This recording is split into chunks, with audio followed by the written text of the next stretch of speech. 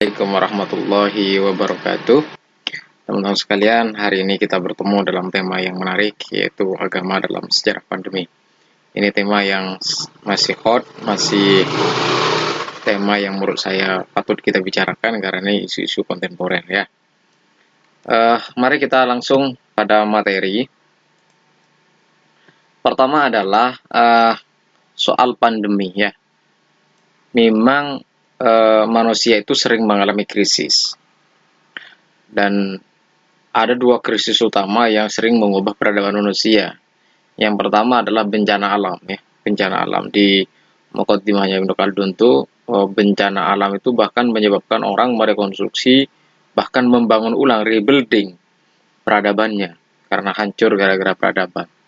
Ada yang kedua yaitu pandemi. Pandemi ini dalam sejarahnya juga bisa mengubah peradaban manusia. Dari sini nanti diketahui peradaban itu perkembangannya seperti apa ya. Memang pandemi ini banyak dialami dan terjadi di tingkat dunia. Salah satunya adalah wabah seperti cacar ya, campak, kemudian flu Spanyol, Black Death di Eropa, kemudian HIV, AIDS ya sampai saat ini kalau ini Death pandemic itu di China, kemudian tipes bakteri ini tidak seperti tipes yang kita kenal. Tipes yang dimaksud di sini itu rickettsia, yaitu semacam tipes yang tumbuh dari hewan-hewan, ya, bakteri yang dari hewan-hewan seperti tikus, ya. Kemudian kolera itu dari India. Ini korban dari semua pandemi ini ratusan ribu, ya, bahkan mungkin kalau dijumlah semuanya jutaan. Flu burung ini juga virus flu burung H5N1 ini kalau virus ini masih lekat di ingatan saya karena pada zaman Pak SBY itu di Indonesia juga lagi rame virus flu burung ini. Dan krisis di generasi kita sekarang ini juga adalah COVID-19 ya. Jadi krisis terbesar sekarang ini adalah COVID-19 yang ini tidak hanya persoalan kesehatan tetapi juga persoalan yang lain ya, seperti berpengaruh pada persoalan politik, ekonomi, hingga relasi manusia, bahkan bagaimana agama berperan di dalamnya. Kemudian, kalau kita lihat sejarahnya di masa Yunani kuno, wabah itu selalu dilihat sebagai makhluk asing. Wabah itu dilihat sebagai sesuatu di luar kehidupan manusia yang menyerang kehidupan manusia. Jadi sesuatu di luar manusia, dia makhluk asing yang datang dari luar sana, lalu menyerang kehidupan manusia. Ibarat seperti iblis yang sudah menyerang daerah lain tapi gagal diatasi. Jadi di daerah lain itu gagal diatasi, lalu kemudian juga bisa menyerang daerah-daerah lainnya.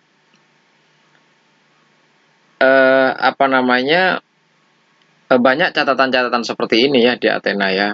Banyak yang misalnya wabah yang menimpa Ethiopia dan Mesir itu dalam catatan sejarahnya tidak bisa diatasi, lalu kemudian menyerang Athena dan sebagainya. Dan itu dianggap sesuatu yang datang dari luar.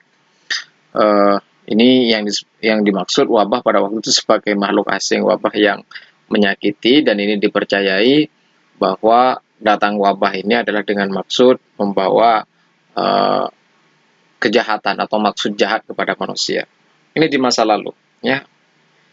Kemudian kalau kita lihat perdebatan agama, pandemi dan kematian, ya, ketika terutama di abad pramodern dan abad pertengahan, ketika ada pandemi, itu respon kultural yang muncul pertama kali adalah bahwa pandemi ini adalah kehendak Tuhan.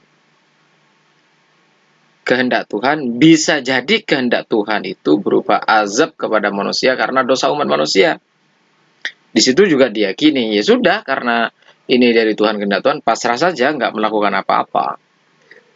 Hanya di situ ada keyakinan bahwa orang baik ya masuk surga, orang berdosa ya masuk neraka, kira-kira gitu.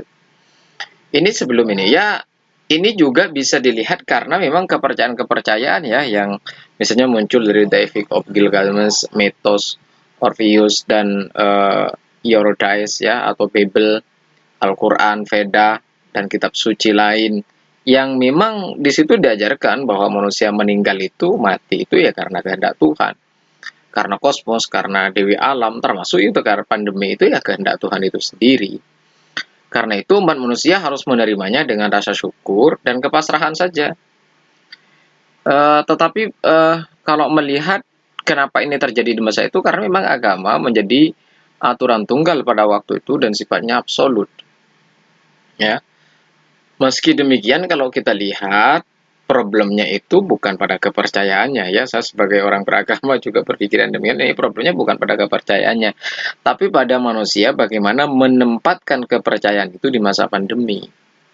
Inilah mengapa nanti akan saya jelaskan mengapa kemudian kelompok agama di masa lalu, agama di dalam sejarah pandemi ini sering tertuduh dan diimajinkan sebagai kelompok-kelompok yang fatalis. Ya seperti ini memang gitu ya dalam sejarah. Di dalam novel Defoe itu novel yang realis menceritakan tentang pandemi, itu diceritakan juga tidak hanya pasrah menerima kehendak Tuhan, tetapi juga ada juga reaksi atau respon yang sifatnya marah atas kehendak ilahi. Ini tega banget sih Tuhan ini gitu kira-kira. Menyaksikan kematian, menyaksikan penderitaan manusia seakan-akan itu direstui oleh Tuhan. Bahkan juga kemarahan pada waktu itu dialamatkan juga pada lembaga-lembaga keagamaan ya dan sebagainya. Di masa Romawi, Marcus Aurelius itu ya menyalahkan kaum Kristiani. Kenapa dikalahkan? Karena pada waktu pandemi di masa Romawi itu umat Kristen ini itu tidak mau diajak untuk melakukan ritual dan merayu dewa-dewa Yunani. Sehingga itu juga yang kemudian menyebabkan pandemi itu berkembang di sana, yaitu pandemi atau wabah cacar ya. Ya, selama wabah yang terjadi selanjutnya, bahkan itu kaum Yahudi juga disalahkan karena dituduh meracuni sumur Kesultanan Utsmani dan Kristen Eropa. Ini gimana? Jadi konspirasi keagamaan di masa pandemi dalam sejarah itu juga terjadi. Ya. Ini karena bisa jadi karena memang manusia kala itu belum menemukan penjelasan-penjelasan sains dan sebagainya. Teman-teman sekalian, maka kalau kita lihat agama dalam sejarah pandemi pada Desawarsa 1561 itu ya, seorang penulis Ogier Giselin de Basberg ini merupakan duta kekaisaran Habsburg di Kesultanan Utsmani. Dia mengatakan kira-kira menulis begini, bahwa karantina dan proses penanganan pandemi di masa Turki Utsmani itu tidak memadai. Bahkan dia menuduh waktu itu sulit sekali umat Islam pada waktu itu diatur sedemikian rupa. Ini terjadi karena mereka memiliki kepercayaan pada Islam, sehingga kepercayaan Islam yang demikian itu menyebabkan mereka ini adalah menjadi kelompok-kelompok yang fatalis. Ya. Karena bahkan di novel Defoe ya, menulis juga dikatakan bahwa memang masyarakat Turki dan Mahometan itu adalah pengikut Muhammad ya. Dianggap mengakui ide soal takdir dan meyakini bahwa akhir cerita setiap orang sudah ditentukan. Ini memang iya. Ini kepercayaan ini memang sampai sekarang gitu. Tetapi menurut saya memang karena pada waktu itu agama menjadi absolut, maka sikap kepercayaan seperti ini menjadi kepercayaan yang fatalis karena orang kemudian tidak mencari penjelasan-penjelasan lain dan menempatkan keimanan itu di dalam proses-proses dan keadaan yang berbeda. Ini nanti justru berbeda ketika makhluk beragama atau kita yang beragama merespon pandemi COVID-19 gitu ya. Hal ini kemudian yang dalam sejarah pandemi itu agama memiliki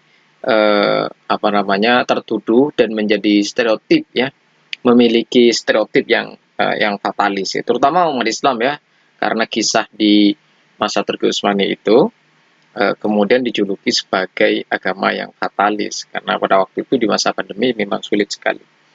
Hal ini misalnya diperkuat ya pada tahun 1850 ya, ketika kapal laut murah kemudian terjadi besar-besaran orang dari Asia naik haji dan sebagainya. Di situ kemudian terjadi penyebaran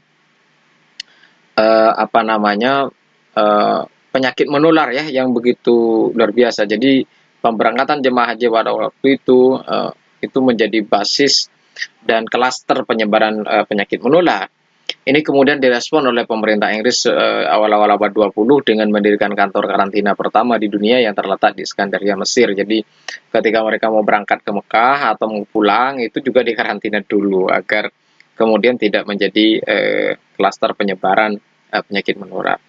Nah, perkembangan ini teman-teman sekalian, dua hal ini baik sikap maupun di dalam konteks penyebarannya, sikap beragama di masa lalu dalam sejarah itu berhadapan dengan pandemi, dan klaster penyebarannya di agama, di perkumpulan keagamaan pada waktu itu, menyebabkan memang kemudian melahirkan stereotip, terutama pada Muslim. Jadi Muslim itu dianggap sebagai kelompok fatalis. Ya, dalam sejarah ditulisnya begitu. Nah, termasuk kemudian stereotip etnisitas, yaitu orang-orang Asia itu dianggap merupakan etnis dan atau kelompok satu-satunya yang membawa penyakit menular. Ini di catatan Orhan Pamuk ya dan sebagainya. Ini stereotip. Jadi melahirkan stereotip seperti ini, teman-teman sekalian. Oke, sekarang bagaimana agama di masa COVID-19 ya? Bagaimana agama di masa COVID-19? Dalam sejarah wabah termasuk COVID-19 ini agama memang selalu tertuduh. Ya, karena memang agama itu sifatnya komunalitas ya. Sifatnya komunalitas, punya ajaran yang luar biasa, lalu kemudian di masa pandemi terutama terjadi menular satu sama lain itu kan karena pergaulan manusia, tapi agama ini memiliki apa yang disebut dengan komunalitas sehingga menyatukan manusia. Maka dia sering-sering tertuduh. Misalnya pada COVID-19 kemarin ya, di Malaysia. Di Malaysia itu adalah klaster pertama atau klaster utama yang tumbuh di Malaysia itu adalah klasternya Jamaah Tabligh. Pada waktu itu kalau tidak keliru ada perkumpulan Jamaah Tabligh internasional di Malaysia. Dan itu menjadi klaster besar yang menyebabkan penyebaran virus COVID-19 di sana. Di Jogja saja klaster terbesar itu Jamaah Tabligh dan Indogrosir pada awal-awal munculnya pandemi pada waktu itu.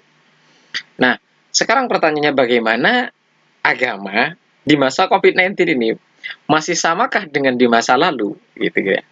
Apakah agama dalam konteks sekarang gini berbeda di dalam sejarah pandemi?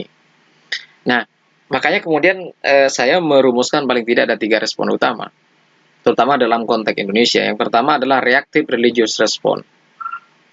Kelompok keagamaan ini adalah yang reaktif ini adalah kelompok keagamaan kecil. Ini muncul awal-awal ya, di awal-awal ketika masih isu pandemi mulai muncul di China, di Indonesia belum ada korban, itu kelompok-kelompok reaktif ini banyak bersuara di media sosial maupun di YouTube. Ya, kenapa mereka reaktif? Karena sumber pengetahuan mereka ini adalah sumber yang sifatnya emosional keagamaan. Nalarnya itu adalah nalar konspiratif, tindakan sosialnya itu reaktif. Kelompok ini kemudian mendeskripsikan virus COVID-19 inilah adalah azab dari Tuhan gitu ya, terutama dia adalah tentara Allah yang diturunkan menghancurkan China, kira-kira gitu.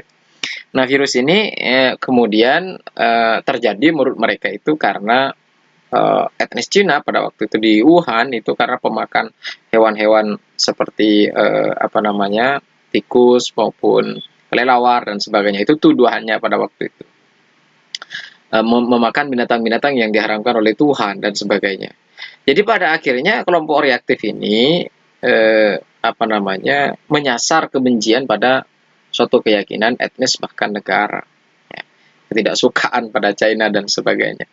Ini memang kelompok kecil, tapi belakangan kemudian setelah di Indonesia juga mulai diskursus pembacaan mengenai COVID-19 ini menyebar, lalu di Indonesia ada juga yang klasternya mulai tumbuh, mulai banyak. Maka kelompok kecil ini mulai menghilang ya, pelan-pelan dan sebagainya. Nah, ini kelompok ini memang kelompok fatalis ya, yang tidak berubah dengan keadaan agama modern di masa lalu gitu.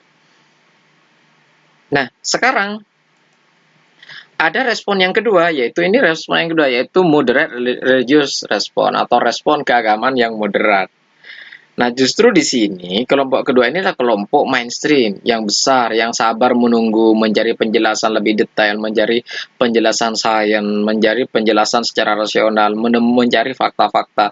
Lalu setelah mereka menemukan fakta-fakta, kemudian mereka membangun jalan keberagamaan yang didasarkan atas fakta-fakta itu. Ini kemudian perubahan yang luar biasa. Jadi sejarah masa lalu dalam konteks COVID-19 pandemi ini sudah tidak muncul lagi. Kenapa? Karena keberagamaan dalam konteks ini yang mainstream itu kemudian rasional. Ya, rasional, berpengetahuan dan sebagainya. Mereka ini adalah kelompok MUI, Muhammadiyah, NU, dan ormas keagamaan lain seperti PGI, KASI, Walubi ya.